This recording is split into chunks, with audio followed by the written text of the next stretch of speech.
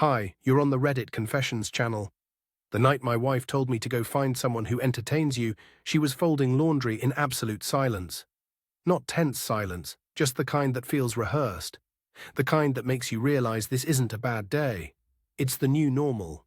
She didn't scream, didn't throw anything, just neatly folded my favorite hoodie, tossed it on the couch, and said without looking at me, "I'm not here to entertain you. Go find someone who is not even sarcastic. Just done." I stared at her, not like in the movies where the guy says something cool. I had nothing. I was holding the TV remote, hovering over a movie she once said she loved. I had paused it to ask if she wanted tea. Tea. That was my crime. Apparently she walked away. The laundry kept spinning in the machine like it didn't just witness the collapse of a marriage. But here's the wild thing. That line, that cold throwaway line, it became the spark. Not in a motivational poster way, not in a go build yourself way. No, in a what the hell has my life become kind of way. I started paying attention to little things like how she always left her phone face down, even when it buzzed 3 times during dinner. Like how she suddenly hated pizza after 10 years of devouring it on movie nights. Like how she had a new scent, musky, expensive, not something I'd ever smelled on her before. I knew something was off, but I didn't want to admit it, because if I did, if I acknowledged it, then I'd have to do something. And honestly, I was tired. Tired of the guessing, tired of trying to be cheerful around a woman who sighed every time I opened my mouth. So I waited and I watched, and one Thursday night I followed her. She told me she was going to her book club. That's what she called it. "The girls and I are reading something raw and honest this week," she said. I smiled and nodded like the doormat I had become, but this time I followed 20 minutes later. Lights off, engine quiet, no book club. Instead, I saw her car parked outside a downtown apartment complex I didn't recognize. A man came out, tall, broad, confident, the kind of guy who doesn't ask if you want tea. He tells you what you're drinking. She opened her arms before he reached her. They didn't kiss, they collided. And I just sat there in my car, watching my wife disappear behind someone else's door like she belonged there, like I never existed. That was the moment something inside me cracked. But it wasn't rage, not yet. It was shame. And it was only the beginning. I didn't drive home right away. I just sat in my car, engine off, fingers clenched so tightly around the steering wheel that my knuckles turned white. The city moved around me, cars, lights, people living their lives, but I was stuck in this frozen loop, staring at that building door she had disappeared behind.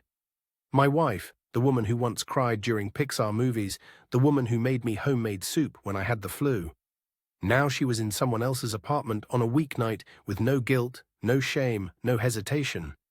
She had called me needy for asking if she wanted tea, but she had no problem being wrapped in someone else's arms when I was home waiting for her with dinner going cold. I stayed outside for 2 hours. I wish I could say I left out of strength or self-respect. But the truth, I had to pee. And I didn't want to humiliate myself by using a bottle in my own damn car. When I got home, the place felt alien. Everything in our condo was hand-picked by her. Every candle, every framed photo, every throw pillow on the couch. My life had been slowly overwritten by someone else's preferences, and I hadn't even noticed until that night. It wasn't my home. It was a showroom where I played the role of husband number 1. And now it was clear she was already casting husband number 2. I didn't confront her, not yet. She came home around midnight, makeup smudged just slightly, her hair tied up in a way I hadn't seen in years. She didn't even act surprised to see me awake on the couch. Just mumbled something about the book club running late. I nodded. She didn't hug me, didn't kiss me, just walked past like I was a lamp she forgot to turn off. The next morning, I called in sick for work, which was a lie. I wasn't sick, just broken. I spent the day thinking, not about revenge, not yet, but about patterns, about how long she'd been treating me like a background character in my own life. And the more I thought about it, the clearer it became. She didn't just fall out of love, she decided I wasn't worth loving anymore. And instead of telling me, she let me rot. Later that evening, I did something pathetic. I made dinner, steak, her favorite, and tried to pretend nothing had changed. I just wanted to feel normal for one night. She came in, saw the table, and rolled her eyes like it was an inconvenience. "I already ate," she said coldly, pulling her phone from her purse. "And don't make this a thing, Daryl. You always make everything a thing." I stood there holding her plate in my hands, feeling the heat from the food and the cold from her words. She didn't even glance at it. That's when it hit me. She was daring me to break, daring me to cry or yell or beg. But I wouldn't give her that. Not yet. Instead, I smiled and said, "Next time, let me know. I don't want to waste a good steak." She looked surprised. For the first time in months, she blinked. "Whatever," she muttered, walking away. But deep down, I knew something had shifted. And what she didn't realize, not yet, was that I had started documenting everything. Every late night, every lie, every excuse, because when I leave, I won't just be gone. I'll take everything she didn't realize she depended on. And the look on her face when that happens, that'll be the first time in years she actually looks at me. I've never been the clever type. I was the kind of guy who forgot birthdays, spilled coffee on important papers, and apologized for things I didn't even do. But in the days after Maura walked out that door and into his arms, something rewired in me. I didn't become cold or angry. No, I became observant, quietly dangerous, a version of myself she never expected to show up. I bought a cheap black notebook from the corner store. Nothing special, no brand, no barcode, just blank pages and a spine begging for purpose. That notebook became my secret little rebellion. Each night while she thought I was asleep, I'd sit in the kitchen and write times, places, phrases she said that didn't add up. The name Craig. I didn't know who he was yet, but she slipped up one night and mumbled it in her sleep. Pages filled quickly. I noted when she took longer showers. When she wore perfume on days, she said she was just running errands. I even wrote down the moment she rejected my attempt to kiss her in the morning and muttered under her breath, "Don't be weird, Daryl." But I wasn't weird. I was a husband trying to reach for something already gone. She started keeping her phone on her at all times, even in the bathroom. She used to leave it plugged in by the bed while we watched shows together. Now, if I so much as walked past her purse, she pulled it close like it was a life raft. So I got smarter. I never touched her phone. I didn't need to. She got careless in other ways. One night, she tossed a gym bag onto the floor after coming home late. I waited until she went to shower, then quietly unzipped it. Inside, a receipt from an Italian place 30 minutes away. 2 forks, 1 entree, 1 hotel keycard, the kind that slides into a door and says everything you don't want to hear out loud. I copied the address down. Didn't confront her. Not yet. Instead, I started staging my own exits. I moved a few important documents out of the house, changed the password on my personal bank account, something she hadn't looked at in months. I even started sleeping in the guest room with the excuse of needing more space. She didn't argue, didn't ask questions, just nodded and kept texting. She thought I was fading, but really I was detaching. I was rehearsing my absence, practicing what it would feel like to not answer when she called my name. Spoiler, she hadn't said my name in 3 weeks. Then came the Friday night that changed everything. She got dressed up, heels, lipstick, earrings I didn't recognize. "Girls' night," she said, grabbing her bag and barely glancing at me. I waited 5 minutes after she left, then grabbed the spare car keys and followed her from 2 cars back. I didn't even know if I had the nerve to see it through. My stomach twisted the whole time, but I had to know. I needed to see her choose him over me. Not just in theory, but in reality. She pulled into a small boutique hotel, not a chain, the kind of place where you don't ask questions at the front desk. I parked down the street, heart hammering. Through the glass door, I saw her hug a man with dark hair and a sharp coat. They didn't kiss. Not right away. He touched her cheek gently. She laughed in a way I hadn't heard in over a year. Then he leaned down, whispered something, and they both disappeared behind the elevator doors. I didn't cry. I didn't scream. I just sat there with that same notebook in my lap, flipping to a blank page and wrote, "Friday 10:42 p.m., hotel on 8th and Alder." He touched her face. She smiled like she loved it. I closed the book slowly. That was the night I stopped being her husband and started being the man who'd take back his dignity, piece by brutal piece. The following morning, Maura came home at 6:13 a.m. I watched the time change on the stove clock while sitting at the kitchen table in the dark. I had been there all night, but I made sure to shuffle my feet and pretend I had just woken up. She walked through the door barefoot, heels in her hand, her mascara slightly smudged. The woman who once gasped in horror if I wore mismatched socks now stood before me looking like a stranger returning from a life she didn't want me to know about. She blinked when she saw me. Not guilt, not surprise, just mild inconvenience, like she'd forgotten to take the trash out and now had to deal with it. "You're up early," she mumbled. I didn't answer right away. I wanted to see what face she'd wear. She poured herself some orange juice, still in the same dress from the night before, and leaned against the counter like nothing was off. I asked, "Good night with the girls?" And she didn't flinch, just nodded and said, "We stayed up talking about everything and nothing." I wonder if everything and nothing included the name of the man who kissed her forehead in the hotel lobby. Then came the mistake, the one she'd regret more than she realized. As she walked past me to go shower, she leaned in and kissed the top of my head. It wasn't affectionate, it wasn't warm. It was automatic, like muscle memory kicking in from when she still loved me. I froze, my breath locked inside my chest. The smell of that musky cologne was still on her skin. He had touched her neck. I could tell. I knew the perfume she wore, and I knew what wasn't hers. She realized it too. She stopped mid-step, hesitated, and then kept walking upstairs without saying another word. I sat there with my coffee going cold, knowing she didn't kiss me because she wanted to. She kissed me because for a split second she forgot which man she had just woken up next to. Later that day, I finally printed out everything. Photos of her car outside the hotel, a copy of the receipt from the restaurant I pulled from her purse weeks ago. I even managed to snap a blurry shot of her and the mystery man from across the street the night before. Not clear, but clear enough. I put it all in a plain folder and sealed it in a manila envelope. Not for her. Not yet. I had someone else in mind. I took the day off work and did something I never imagined I'd do. I drove to the hotel. I didn't care if she saw my car there. I needed to know who he was. Not because I wanted to fight him, I wouldn't win, but because I wanted to understand who had taken my wife and convinced her I was something disposable. I walked into the lobby and approached the front desk. I expected to chicken out, but I didn't. I smiled and said, "Hi, I think I dropped something here last night. I met a friend here, but forgot his room number." The receptionist hesitated. "I think it was under the name Craig," I added, testing the name I'd heard her mumble in her sleep.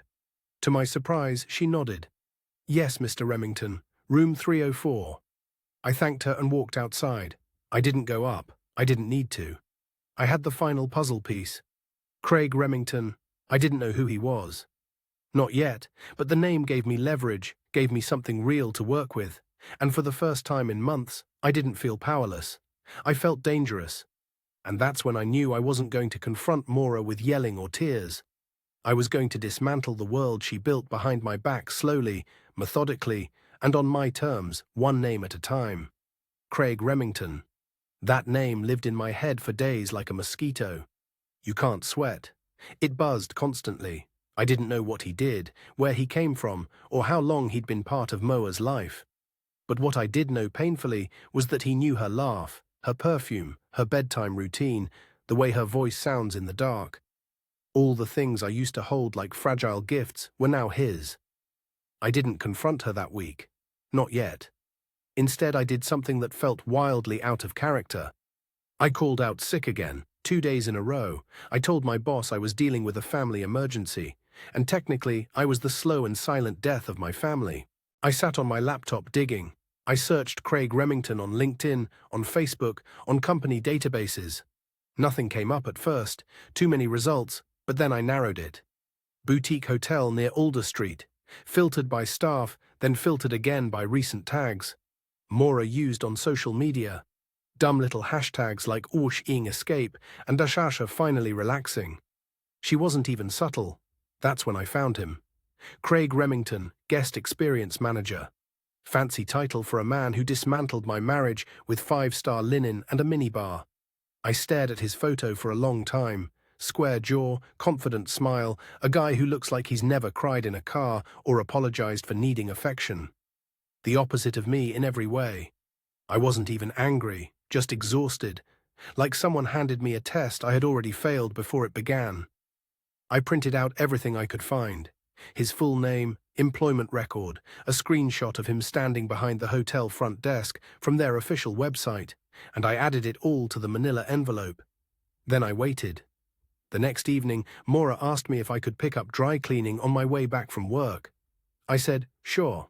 Smiled, asked her if she wanted dinner from that Indian place she used to love. She nodded like we were some functional couple, like she hadn't been slipping away from me in chunks. What she didn't know was that I had already made an appointment with a lawyer. Not for revenge, not yet, for protection. Because here's the thing, when a person shows you they're willing to lie to your face every day, you stop trusting anything. Joint accounts. I checked them all intact for now, but I wasn't going to wait until she drained them. I transferred my share to a new account in my name only, one she couldn't touch. I froze the credit card she used for girls' nights. She didn't notice yet.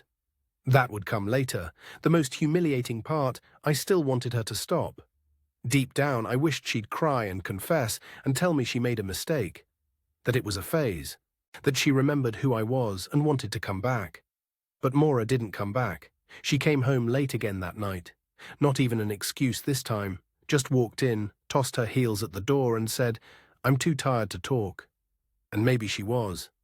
Or maybe she was just too tired of pretending to love the man who still bent over backwards for a single drop of her attention.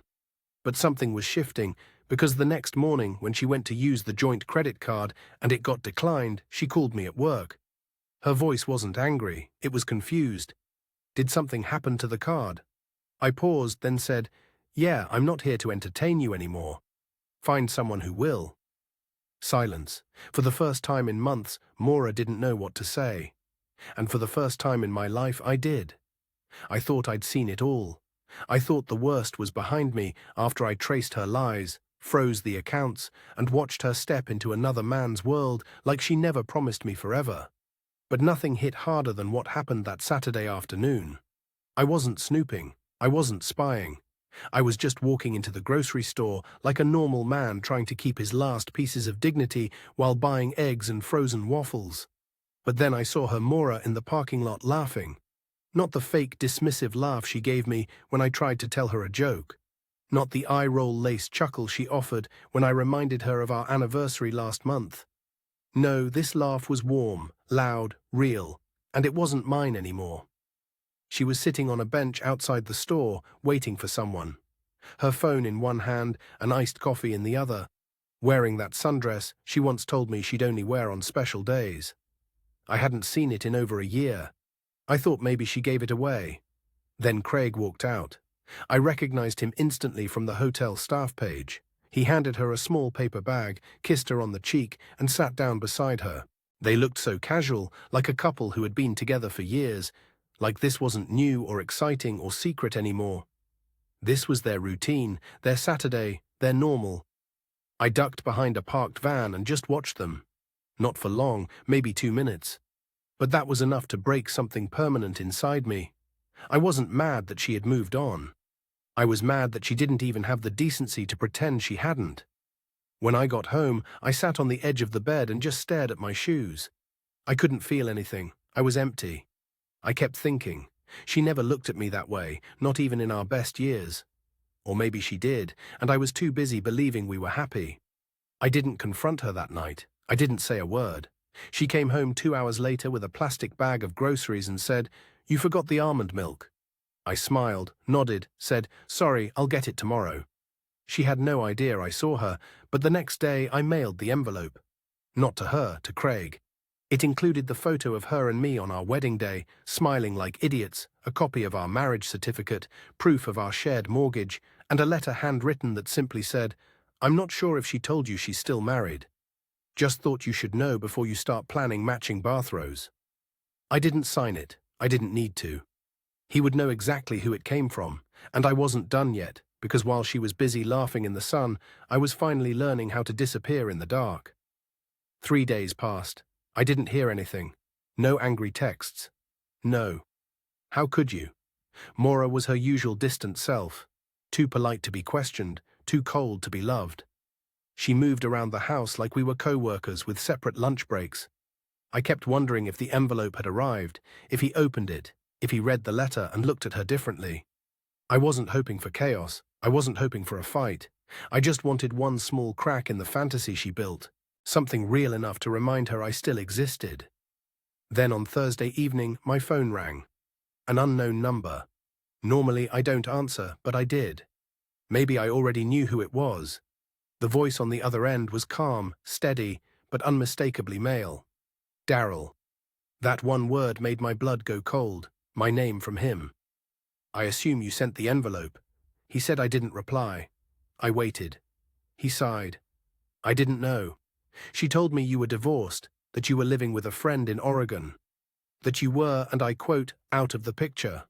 Still, I said nothing. I wanted him to keep talking. She lied to both of us, he said, but you already knew that. And then, in a tone that surprised me with its sincerity, he added, I'm sorry, man. That shook me more than anything Maura had ever said in the past 6 months. Her affair partner, the man who stole my place, was apologizing to me. Not sarcastically, not mockingly, just humanly. I hung up without saying a word, not because I was angry, but because I didn't trust myself to speak without falling apart. That night, Maura was in the kitchen scrolling through her phone. She looked annoyed, like something wasn't going to plan. She didn't talk to me, she just said she was going to bed early. But I knew what she was really doing. Waiting for him to text, wondering why he hadn't. That night, for the first time in what felt like forever, she didn't sleep peacefully. She kept turning, got up twice, checked her phone in the hallway. Her restlessness was louder than any confession, and I enjoyed every second of it. The next morning, I left early for work, but I didn't go to the office.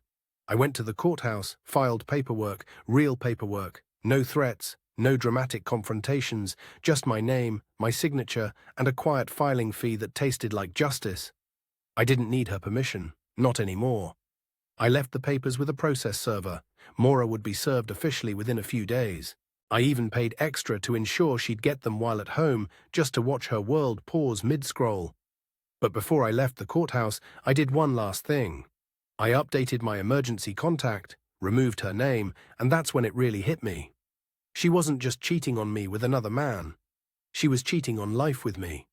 She never planned to rebuild this marriage. She planned to ghost me in real time while still sleeping in the bed I paid for, eating from the fridge I stocked, and using the silence I gave her as fuel for more betrayal. Well, the silence was ending, and the sound of consequences was just getting started. The day Maura got served the divorce papers.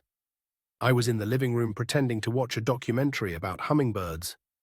I heard the knock at the door, heard her footsteps, then the long silence after the envelope changed hands. She didn't scream, didn't chase me into the kitchen. She just stood there in the hallway holding those papers like they were instructions to a future she hadn't planned for. When she finally came into the room, her face was pale. She didn't speak right away. She just stared at me. "You're really doing this?" she asked. I looked her in the eyes, the same eyes that once searched mine for answers, for comfort, for love. I already did. She didn't cry, she didn't argue. But for the first time in months, she looked lost. Like the version of her who thought she was in control had finally realized the house of cards was falling, and she was underneath it. I stood up, grabbed my small overnight bag, and headed for the door. I had already moved most of my things days earlier while she was working late. I had a place lined up, nothing fancy, just quiet and mine. As I stepped outside, she called my name, that same voice she used to use when she was worried I'd forget my lunch or miss my flight. "Dal," she said. I turned just slightly. "I didn't think you'd actually leave." I smiled, not out of spite, but out of peace. "You told me to find someone who entertains me," I said. "Turns out I did. Me." I closed the door behind me and walked to my car without looking back. No shouting, no tears, just sunlight on my face and a future that for the first time in years didn't feel like a trap. Weeks later, I started laughing again, real laughing. I joined a hiking group. I adopted a dog. I finally stopped apologizing for being soft, quiet, awkward. There was nothing wrong with how I loved, only with who I gave it to. Maura texted once, just one word. "Sorry."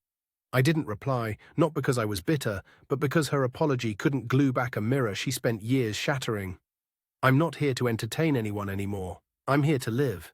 And if you're still reading this, maybe you're sitting in silence, wondering when you'll feel seen again. Trust me, you will. And when you do, don't let anyone dim it ever again. Thanks for being here on the Reddit Confessions channel. Now it's your turn. What moment in history made you believe in second chances? Drop it in the comments. We'd love to hear something that gave you hope.